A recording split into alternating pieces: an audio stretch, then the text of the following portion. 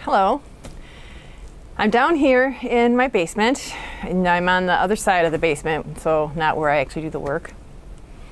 And the reason I'm here, I want to show you some of the wool projects I've got going on right now, from an update from the last time I talked to you about what I got going on in the wool cave.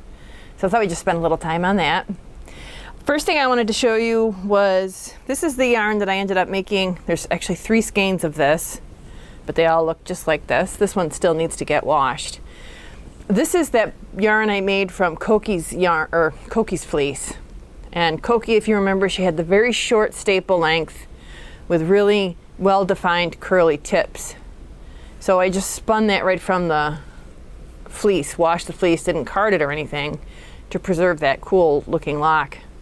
And I drafted the base section majority of the time, attempted to keep the tip intact. And this is what it came out to look like. And then, if you remember, I spin some of the really longer sections of her, usually towards the breech, into a very fine single, and then I apply that with the lock spun to get this yarn. I've used it to make hats. It's extremely soft and bouncy and really warm because there's so much loft in the yarn. It's really fun to make. Lots of texture. So I said, I think I've got 3 skeins of this, so those are going to get counted and go up in the shop eventually. That'll be the next step for this. There's that. So Koki's fleece is done. I don't have any more of her wool to work on. The next fleece that I washed, and I think I showed the fleece to you last time, was from Matilda. Now Matilda is a spotted ewe, so she's morit, but she's got a really big white spot all over her body, so she's got a really cool appearance. I've kind of used her fleece in a lot of different ways. The reason I didn't sell her fleece in the auction was that the shearing quality was pretty poor, not at any fault of the shearer, it more about where she was in the rise. That makes it more difficult to shear. So there's a lot of short and longer sections to it, a lot of second cuts. So I decided to keep it and process it myself. So a couple things came out of that. The first is I identified and set aside this portion of her fleece for curly bits, whether it's, for using for felting projects, Santa Claus beards. I use it for sheep when I do my felted sheep kits. But I kept this aside, and probably what I'm going to do is bag it up into 1-ounce bags, some brown, some white, and offer it that way. But you could also take that fiber and do a lock spinning attempt, kind of like how I did with Koki's wool. So there's a good amount of brown and there's a good amount of white, really tightly curled. Definitely not something that I want to try and flick because it will take a lot of effort. And now that we know how to do this lock spun thing, that's what this is for. I think there's probably 4 ounces here. So there's that from Matilda. Then I also separated out some of her cream locks after flicking them, and I spun them up. This is a 2-ply that I made from her. So the thing that's cool about it is even the creamy bits of her have little tiny bits of brown. So it's not a cream colored yarn, it's like cream with some fawn and brown speckling. So this I'm going to be putting in the shop. It's the only yarn that I got from her. These were short, really short lengths. And I actually ended up unplying it a little bit. I overplied it, so I ran it back through the wheel clockwise to undo some of the twist because it was just a little bit overdone. This has got to get washed, and then I'll measure it, weigh it, and put it up on the site as a listing. Then I have this much left of Matilda. There's another little section in there.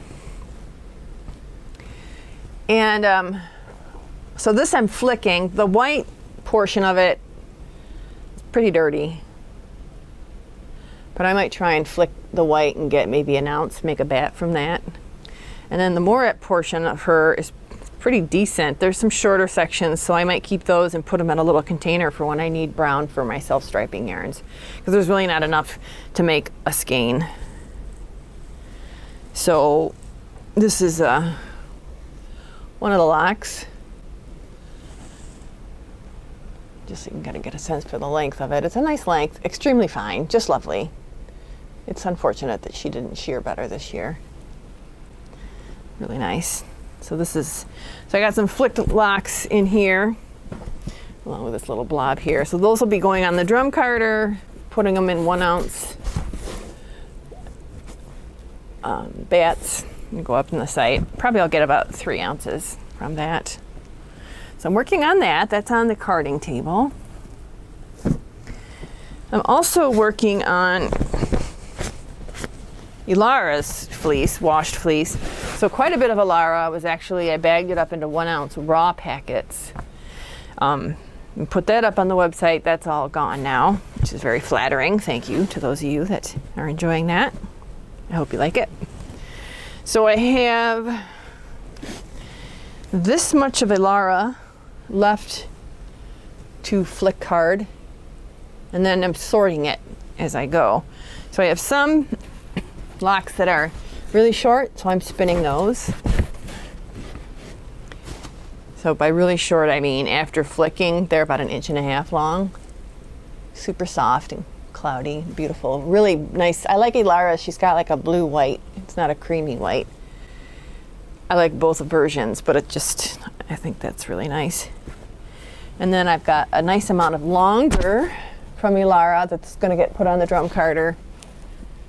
And those will go on into the shop as 1 ounce bats from our dear Ilara. Ilara is a white ewe. She carries spots, and we know this because she's got like a nice black spot around her eyes. We just call it the eyeliner. It makes her look really exotic and beautiful. All right, so that's all the stuff that I've got that I'm working on right now for washed fiber. Then I thought I would show you some of the raw fleeces that are next in the queue. And the way I determine what raw fleeces I'm gonna wash and process is all based on what's on the drum carder. So I'm trying to work from fawns, whites, light colors, and then shift through to gray.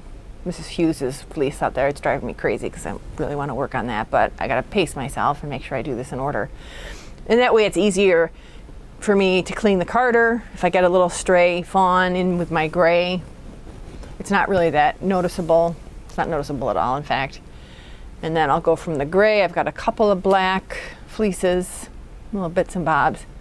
So that's kind of my process and how I select which fleeces I'm going to work on next. So this fleece I'm going to show you is actually never going to get on the drum carder. This is a raw fleece from Perdita, and this is her lamb fleece. So Perdita is a moirette ewe. She was a lamb last year, and she did not do well. I mean, I really had very low expectations of her surviving, actually, because she was so small and she had scurs all through the summer. But she rallied, and now she looks great. She doesn't have anything wrong with her, normal everything. But I think that the fact that she wasn't thriving is reflected in the staple length of her fleece, because it's really short. However, it is incredibly fine and very, very fine crimp. So she was shorn after she hit the rise. You can totally see that. You see where it's got like the darker section underneath, and then there's that weak patch in between the dark section and the lock. So another reason why she didn't get put into the auction, because that is just waste right there.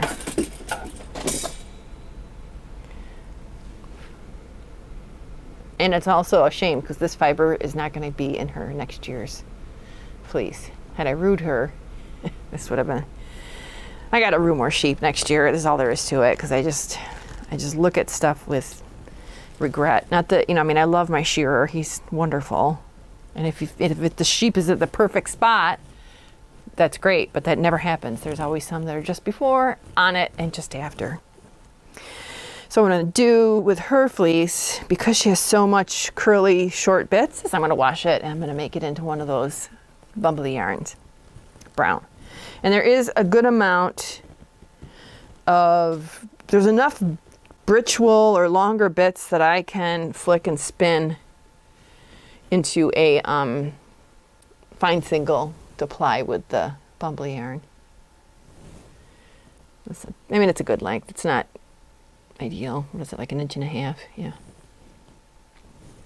So that's the first one. So I'm going to get working on that. Well, the weather's nice. I can just dry them right on the back deck. Next fleece is, so this is the fleece that I actually bought back from a breeder who bought this ewe. This was from Sybil. And Sybil started out in our farm. She was one of our lambs as a brown. She was Moret. And by the time she was 3, I think she turned fawn, which means she's modified. So she carries the modifier. And I think Ty is her granddaughter. So we've got those genetics. Modified genetics are really cool. You get a really nice, it's a nice color. It's nice to have that, a lighter brown. So she's got like this taupey cappuccino type color to her. Really nice staple length. But anyways, I sold Sybil. And what I do with local farmers that aren't spinners, if they buy sheep from me, is I go back to them, and in the spring I'll buy the fleeces from them. And this particular farmer is also a spinner. She just, I don't know, I think she had a lot going on and wanted to, when you have a bunch of raw fleeces looking at you, judging you that you're not working on them, I think she just needed the relief. So, so she coated the Sybil, which is really nice. So it's a nice clean fleece. I didn't offer it in the auction because I feel like stuff I offer in the auction really should come from my farm. I don't know if that makes any sense, but it's just like there's a personal connection with me, the fleece, and whoever the hand spinner is that takes that fleece. It's really important to me that I can talk about the fleece with the hand spinner if they have questions, if that makes sense. So I'm going to wash Sybil. It's a really nice fleece, really clean, beautiful crimp, just what we're breeding for. I mean, it's unfortunate I don't have a bigger barn, more pasture, because there's sheep that I'm moving off the farm now today. They are right with what we want. But I mean, right now our criteria is a lot more about, who's related to who, and the colors, just really not really good legitimate decision making. But we want to keep having lambs, but we don't have enough room to keep everything. So yeah, so this will be really fun. So I'm going to wash that and start working on that, and it'll most likely end up being bats, and then probably I'll sort it out. If there's some shorter sections, I'll be able to spin a little of Sybil. I've spun Sybil before when she was on the farm, and I like spinning her a lot. She's really lovely. And then finally, this fleece is Nita. So Nita is an older ewe on our flock. She's from the NPR year, which maybe is 2019.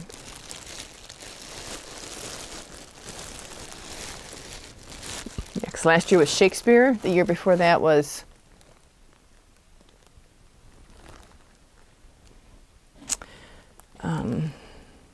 the suffrage, right? Because that was 2020. Then 2019 was NPR. So this is from Nita. So she's 3 this year. She's a fawn, cat mugget. And I didn't put this in the auction just because her staple length ended up being really short. Again, most likely where she was in the rise, as I look at her now and the fibers falling off of her, I can tell I should have rued her after shearing was done. So what I'm going to do with her fleece is wash it and also make a bumbly yarn with her lock spinnet. It's, nice, and it's got the perfect length for it, and her tips will open up nicely. I mean, the base of the lock will open up nicely. And I think with washing, the tips will get curly. Right now they're a little bit blunt due to the coat, I think. So I got 3 fleeces to wash in the next few days. So that's where we are in the wool cave. I hope you're enjoying spinning what you're spinning, all the fibers that you have. I'll give you an update in another couple weeks on where I am here. And it's all, leading up to our fiber festival season, which is in the fall, is where most of the festivals are. So I have one in the middle of September, the Indie Dyer Spectrum, which is in Allegheny. And then October 1st, I'm going to be in East Aurora, New York, which is south of us. So I've been putting, if you order from me and you're in Ohio or Pennsylvania or New York, I'm putting the flyer for that particular event because it's really nice. East Aurora is beautiful. And then in October, I'll be at Rhinebeck. So whatever that 3rd weekend, I believe it is. So trying to get ready for that, but also stuff is on the shop and available. So if, there's something there that strikes your fancy, feel free to snap it up. All right, thank you very much. So it's first week of August, and the sheep have exhausted all of the pastures, and so we're going to start giving them hay, which means we got to put coats on them. So Rich took all the dirty coats to the laundromat yesterday, got them all washed. So what I have to do now is I got to organize them by color, fold them and organize them by color and put them in their bins so that when we need to pull out whichever size we need, they're all organized and ready to go. So I'll be doing that right now. So this is the color chart for the sizes. So there's 2, 3, 4, 5, 6, 7, 8 different sizes that we use. They've got bigger sizes. I think this is the inches from, their neck to their bum. So that's the dimensions. And then they color code them. And these ones have a black and a blue tab. These other ones here just have the tab color. So I've got all the bins here labeled, I think, yeah. So this bin is orange, this bin is white, the red coats, the green and navy, which are the enormous ones. We don't really use those as much anymore. Gold, and this one is silver.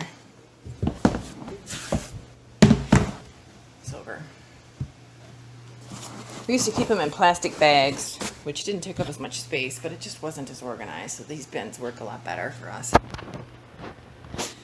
Alright, so I'm going to get going here. Some of them are different colors. I don't really know why that is. And they also have different weights. He calls it denier. I can't remember. I think we went with the lighter weight one. And I think there's a dirty one. Yeah, this one's dirty. So that one, I don't know why that's in there. Stupid. So yeah, there's quite a few here that didn't make it for whatever reason. But it gives you a good idea of the dirt that doesn't get on the fiber, but it's a lot more about hay getting on the fiber. That's what we're really trying to prevent. But all right, so these ones gotta go back somewhere to get washed. So yeah, just fold them and then put them in their correct box. So this one has an orange tab. So this goes in the orange box. And orange seems to be like the optimal color for the adults. I think we have a lot of orange. We'll find out as we go. And then these little ones, the gold, remember I told you that on the color chart, we've got 2 colors. So these are really small for the lambs. So we'll go through these probably really fast.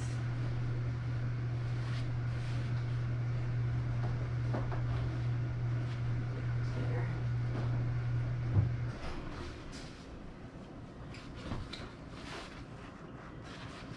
Gold. I ordered a bunch of these last year because we had so many more lambs than we've ever had before. And I'm also looking to see if any of them got rips in them or tears. I have a seamstress, she lives down the road. I'm going to bring them to her to mend. So I'm just going to keep working at this. Yeah, I don't know. I think he just buys fabric in bulk when it's available. I did do an interview with him a year or two ago. But when the fabric comes available, he just buys it. That's got to go in the mend pile. So, explains the oddball colors and different shades of cream. This one is white. This is another common size. This is for youth that are a little bit bigger than our orange. So I probably won't be using whites because normally that's not until they're full fleece either.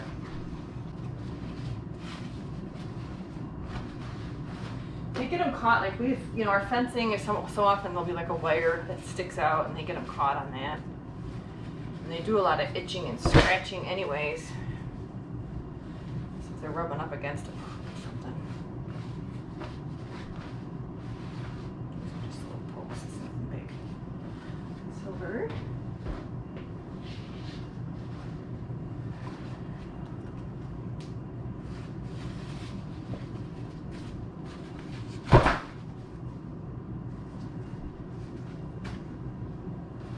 Hole. Yup. That's enough.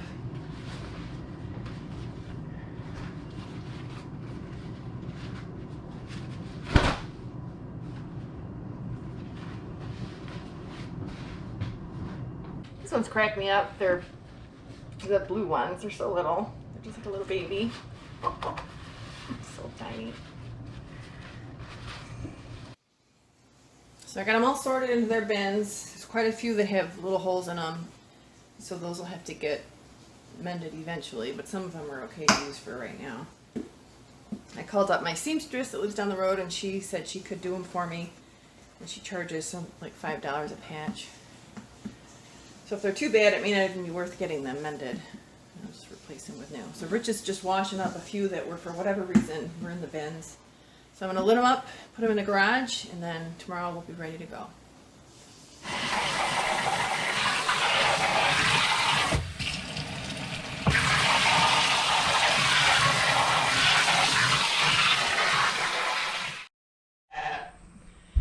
Okay, it's the morning of the coat application. So we're going to be putting the coats on all the ewes. I'm not going to put coats on the ram lambs.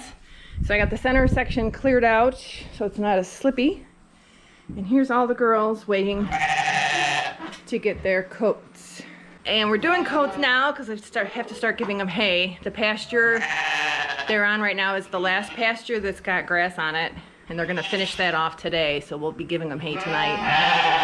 And I wanna keep the fleeces nice and clean, so on go the coats.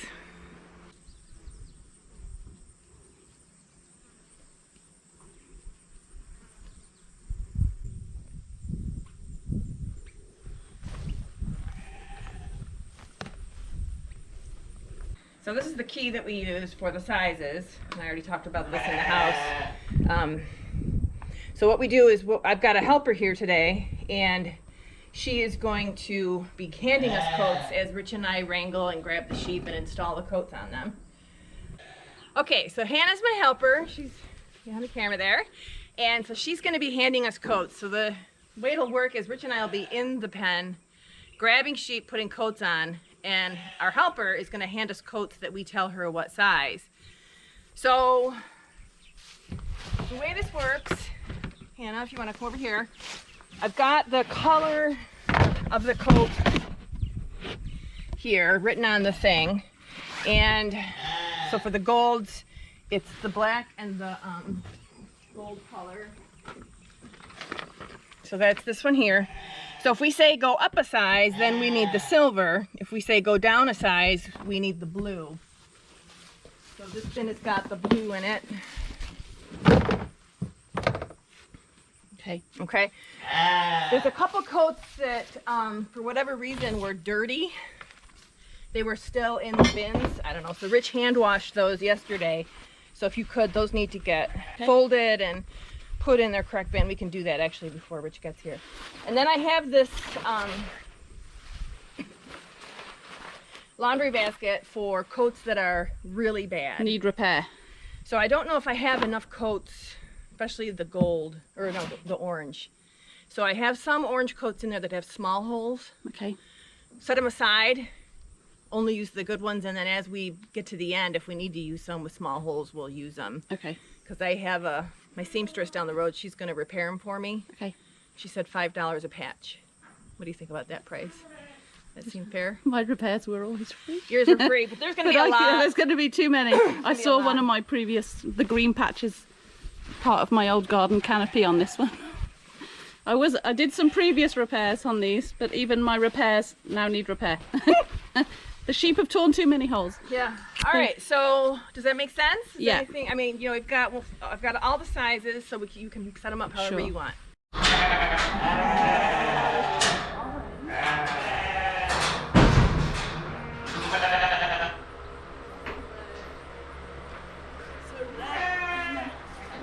Sizes before the red sign.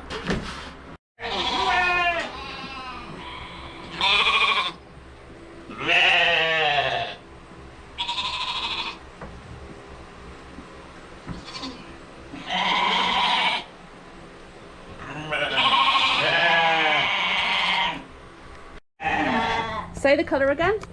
White.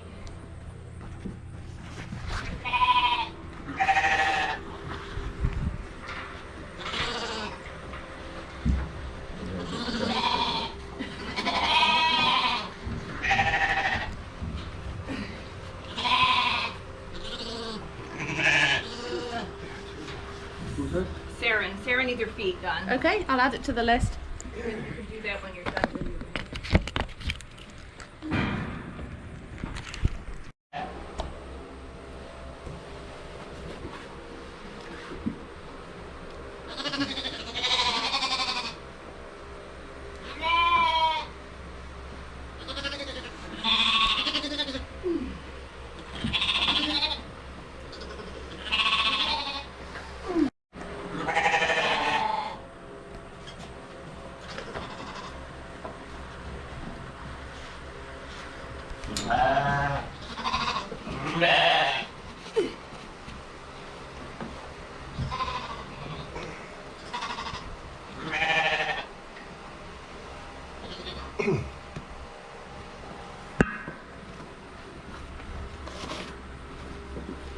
Great, thanks. How many are done now?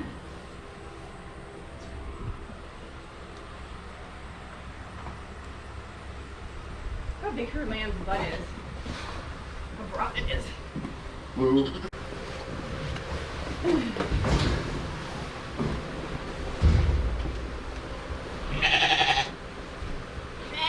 Wait.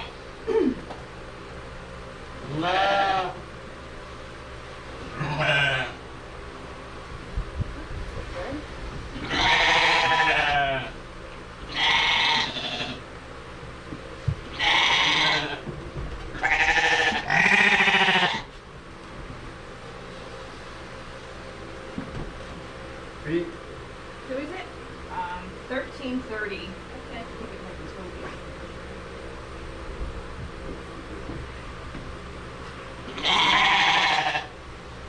This is 1313, isn't it?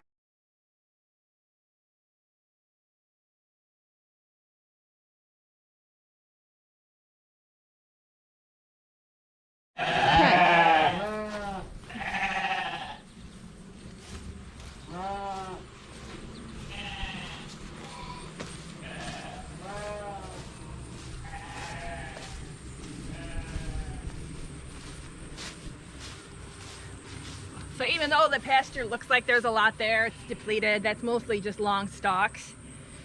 So this is the first hay we're gonna give them.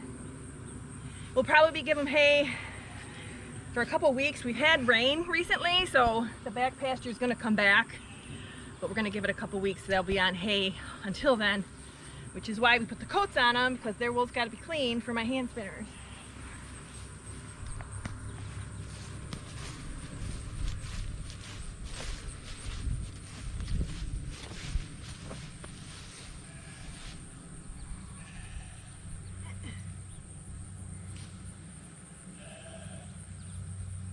Are you all coated up? You ready to have some hay?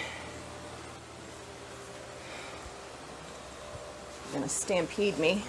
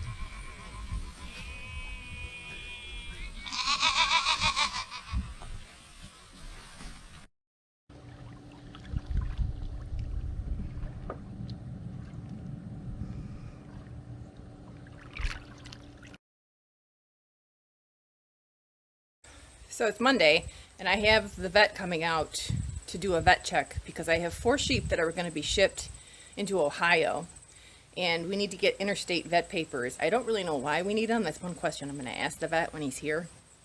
I always give people that purchase sheep from us the option, if they're out of state, to get the paperwork. It's a vet check. You got a documentation that the vet looked at the animal.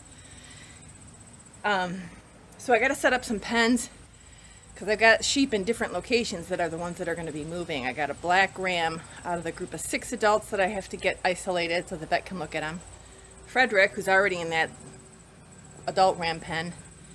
And then 2 ewes I got to get out of the barn and isolate them before I put everybody out on pasture. So I got to get cracking because the vet doesn't tell me when he's coming, which is fine because I really appreciate my new vet. But I have to just try and get everything ready here quick before he gets here. This is the paperwork. This is all the information I have to give the vet. Every state has different requirements for what they need. And then details about the sheep. So I got the panels loaded up there in the back. I'm going to create a little pen for the adult rams. Get as many of them in the pen as I can, and hopefully the black ram that I'm after will go in there. We'll see.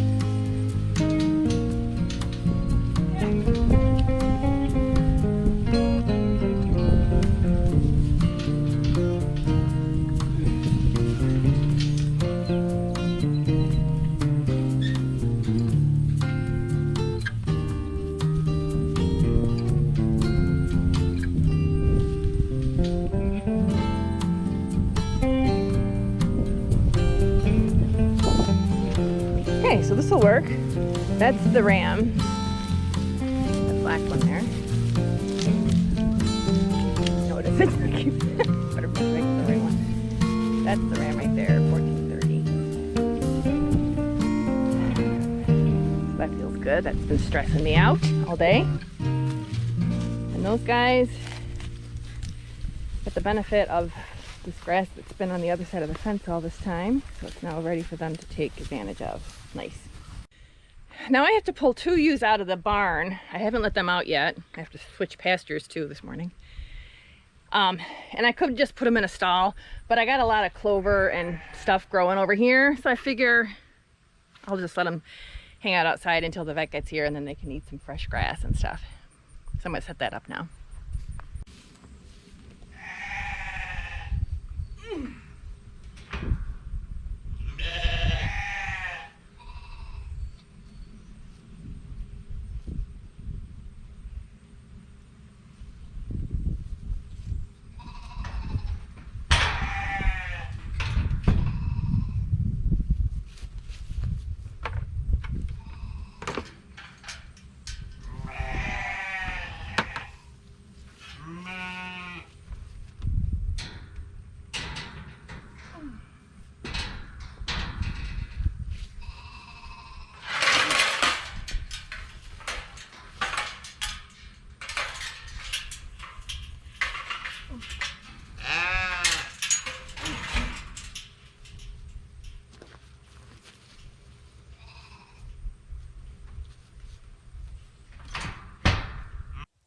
Okay, I have all the sheep ready for the vet check. Rams are situated. My 2 ewes are in a little pen that I can move as soon as they finish eating all their grass. I moved the ram hut, the adult ram hut, which I do every day.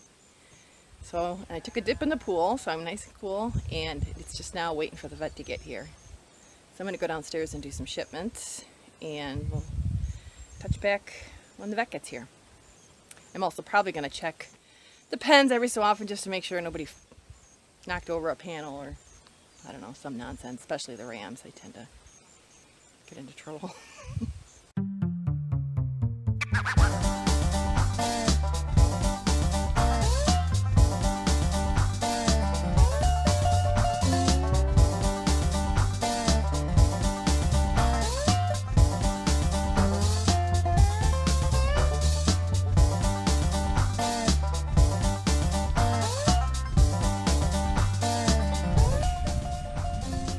So the vet's been and gone, the check is done, everybody's good to go, and I got the paperwork. So now it's time to put the boys back in their pasture and move on to the next thing.